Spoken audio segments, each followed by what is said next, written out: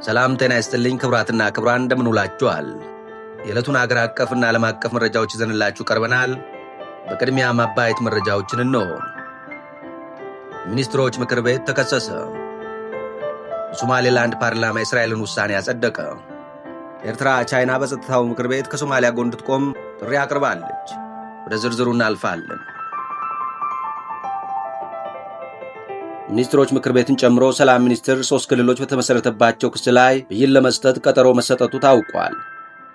የሚኒስትሮች ምክር ቤት ሰላም ሚኒስትር የትግራይ ጊዜያዊ አስተዳደር እንዲሁም በአማራና ኦሮሚያ ክልሎች የተፈናቀሉ ዜጎችን በተመለከተ በቀረበባቸው ክስ ላይ ፍርድ ቤቱ ብይን ለመስጠት ለታህሳስ 24 ቀን 2018 ዓ.ም ቀጠሮ መሰጠቱ ታውቋል። እሱን የመሰረተው ቅድሚያ ለሰብአዊ መብቶች ሀገር በቀል ማህበረሰብ ድርጅት በፌዴራል ከፍተኛ ፍርድ ቤት መሰረታዊ የሰብአዊ መብቶች ጥበቃ ችሎት ባቀረበው አቤቱታ ፍርድ ቤቱን በጠየቀው ዳኝነት ተከሳሾች ተፈናቃዮችን ወደ ቀያቸው ደህንነታቸውን በጠበቀ መልኩ እንዲመልሱ ውሳኔዎችን እንዲያሳልፉ፣ ተፈናቃዮች ደህንነት ዋስትና የሚሰጥ ሁኔታ እንዲፈጠር፣ ተፈናቃዮች ወደ ቀያቸው እንዲመለሱ በተግባር ስራ እንዲሰሩ ውሳኔ እንዲሰጥ እንዲሁም ተፈናቃዮች ወደ ቀያቸው ከተመለሱ በኋላ መኖሪያ ቤታቸው እንዲመለስላቸውና በዘላቂነት እንዲቋቋሙ እንዲደረጉ ትዕዛዝ እንዲሰጥላቸው የፌዴራል ከፍተኛ ፍርድ ቤት መሰረታዊ የሰብአዊ መብቶች ጥበቃ ልደታ ምድብ ችሎት ጠይቀዋል።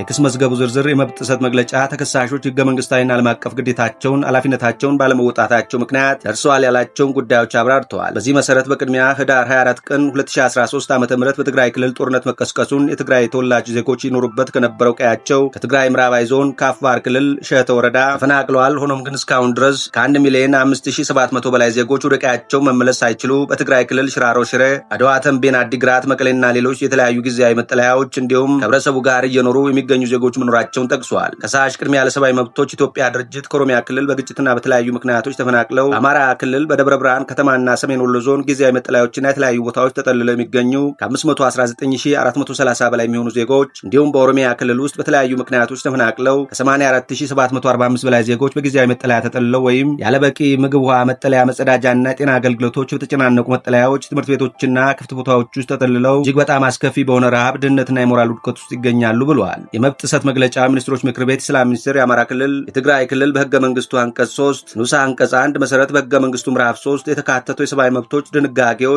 የማክበርና የማስከበር ኃላፊነት ተጥሎባቸዋል የሚል ሲሆን የሚኒስትሮች ምክር ቤት ደግሞ በህገ መንግስቱ አንቀጽ 77 ንዑስ አንቀጽ 1 መሰረት በህዝብ ተወካዮች ምክር ቤት የወጡ ህጎችና የተሰጡ ውሳኔዎችን በስራ እንዲተረጉም የማድረግ ስልጣንና ኃላፊነት አለበት ብለዋል። ከሳሽ ማህበረሰብ ድርጅት የኢትዮጵያ መንግስት የፈረመበት የሀገር ውስጥ ተፈናቃዮችን ለመጠበቅና ለመደገፍ የተደረገ በጥቅምት 12 ቀን 2002 ዓ.ም የጸደቀ የአፍሪካ ህብረት የካምፓላ ስምምነት እንዲሁም የህዝብ ተወካዮች ምክር ቤት ስምምነት የካቲት 5 ቀን 2012 ዓ.ም በአዋጅ ቁጥር 1187/2012 የጸደቀው በመሆኑ በስምምነቱና በአዋጁ የተደነገጉትን ድንጋጌዎች አምስቱም ተከሳሾች ማክበርና የማስከበር ኃላፊነት እንዳለባቸው ገልጸዋል። የክስ መዝገቡ እንዲሁም በጸደቀው የካምፓላ ስምምነት መሰረት አንቀጽ 11 ንዑስ አንቀጽ 1 እና ንዑስ አንቀጽ 2 ማንኛውም ፈራሚ ሀገር ውስጥ ተፈናቃዮችን በምርጫቸው መሰረት ወደ ቀያቸው የመመለስ በቂ የጸጥታና የደህንነት ሽፋን የመስጠትና በቂ የሆነ የማቋቋሚያ እርዳታ እንዲቀርብላቸው ማስተባበር ግዴታ አስቀምጧል ይላል። ከሳሽ የአማራ ብሔራዊ ክልላዊ መንግስት የምዕራብ ትግራይ ተፈናቃዮች ሲኖሩበት የነበረ ቀያቸውን ይዞ እያስተዳደረ የሚገኝ ሲሆን ማንኛውም ኢትዮጵያዊ በመረጠው የሀገሪቱ አካባቢ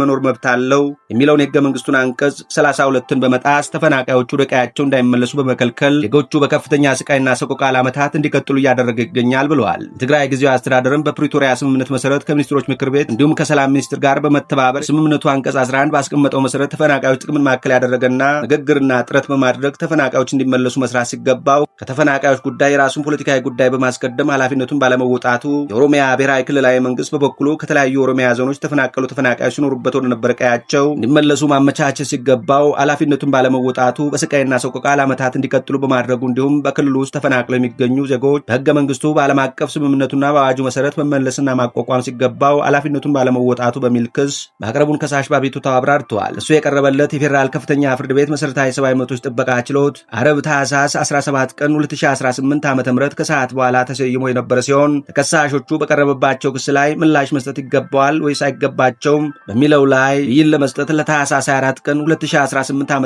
ቀጠሮ ሰጥቷል። ቅድሚያ ለሰብአዊ መብቶች ኢትዮጵያና ሀገር በቀል የማህበረሰብ ድርጅት ዳይሬክተር የህግ ባለሙያ አቶ ተስፋለም በርሄ በግንቦት ወር 2017 ዓ.ም ሪፖርተር ጋዜጣ ጋር በነበራቸው ቆይታ ተፈናቃዮችን በተመለከተ በመንግስት ላይ በፍርድ ቤት ክስ ለማቅረብ ዝግጅቱን እያጠናቀቀ መሆኑን መግለጻቸው መዘገባችን አይዘነጋም ሲል የዘገበው ሪፖርተር ጋዜጣ ነው። ኤርትራ ቻይና በጸጥታው ምክር ቤት ከሶማሊያ ጎን እንድትቆም ጥሪ አቅርባለች። ቻይና እስራኤል ለሶማሌላንድ የሰጠችውን እውቅና ከታይዋን ጋር በማመሳሰል ምክር ቤቱ የማያወላውል ምላሽ እንዲሰጥ የሚጠበቅባትን የሞራል ኃላፊነት እንድትወጣ ኤርትራ ጥሪ አቅርባለች። የኤርትራ ማስታወቂያ ሚኒስትር እሁድ ዕለት ባወጣው መግለጫ እስራኤል ለሶማሌላንድ የሰጠችው እውቅና ቀጠናዊና ዓለም አቀፋዊ አደገኛ ቀውስና ብጥብጥ ለመፍጠር ረጅም ጊዜ ሲብላላ የቆየ ጉዳይ ነው ብሎታል የኤርትራ መንግስት በመግለጫው።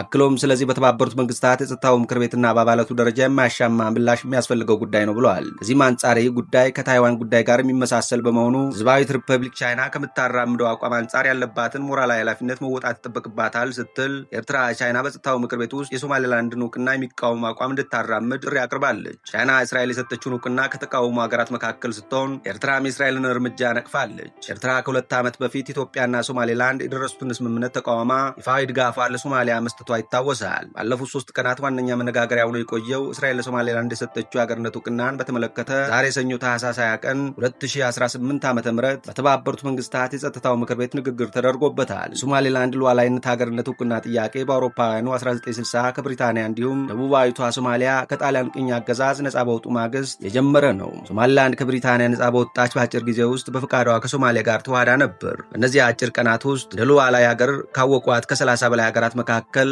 አንዷ እስራኤል ነበረች። ሆኖም በአውሮፓውያኑ በ1980ዎቹ በግዛቱ አብላጫ ቁጥር ያለው የኢሳ ጎሳ አማጺ ቡድን የማዕከላዊውን የፕሬዝዳንት ዚያድ ባሬ ወታደራዊ መንግስት አፈናና መድሎ በመቃወም የትጥቅ ትግል ማካሄድ ጀመረ። ሶማሊያም በርስ በርስ ጦርነት ውስጥ ገባች። ቡድኑ ከሌሎች ታጣቂ ቡድኖች ጋር በመተባበር ዚያድ ባሬን መንግስት ከጣለ በኋላ ብዙም ሳይቆይ ነበር ሶማሌላንድ ነጻ ሀገር መሆኗን ያወጀችው። እዚያም ሶማሌላንድ በ2001 እንደ አውሮፓውያን አቆጣጠር በመጀመሪያው የፕሬዝዳንት መሐመድ ኤገል አመራር በ97 በመቶ ድምፅ የግዛቲቱን ነጻነት የሚያውጀውን ህገ መንግስት አውጃለች። በዓለም አቀፍ ህግ ይፋ የነጻ ሀገርነት ጥያቄዋ የሚጀምረውም ያኔ ነው። የእስራኤል እውቅና ማነጋገሩ እንደቀጠለ ነው። በተመሳሳይ ዜና የሶማሌላንድ ምክር ቤት እስራኤል ለሶማሌላንድ የሰጠችውን የሀገርነት እውቅና በሙሉ ድምፅ አጽድቋል።